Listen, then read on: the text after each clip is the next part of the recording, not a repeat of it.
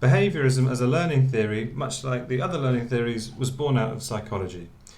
John B. Watson argued that the inner experiences that were the focus of psychology couldn't be properly studied as they were not observable. Instead, he turned to laboratory experimentation, and the result was the generation of the stimulus-response model. In this, the environment is seen as providing stimuli to which individuals develop responses. This was then taken from the realms of psychology into education, particularly by Edward L. Thorndike, who built upon these foundations and in particular developed a stimulus-response theory of learning. He noted that responses or behaviours were strengthened or weakened by the consequences of behaviour. This notion was refined by Skinner and is perhaps better known as operant conditioning, reinforcing what you want people to do again and ignoring or punishing what you want people to stop doing. So from this perspective, learning is a product rather than a process that can be experimentally observed in terms of behaviour. In addition, behaviourism also shows us that learning is better when the learner is active rather than passive. Learning by doing is therefore applauded.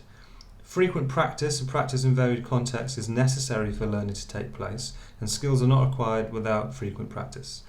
Positive reinforcers like rewards and successes are preferable to negative events like punishments and failures.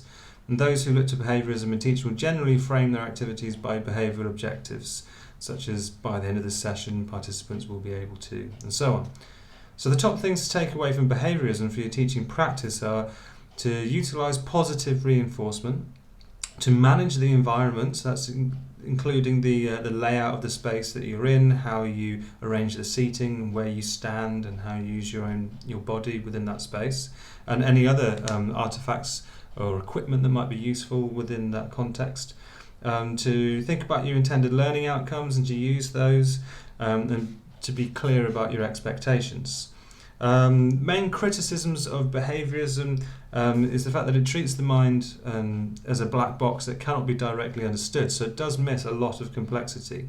It's also very reductionistic. A lot of the work that went into behaviourism was based on animal testing, so with rats and with dogs and so on, and then those results were extrapolated across to make generalisations and theories about human behaviour. In addition, a lot of Skinner's work and that of many behaviourists was grossly unethical.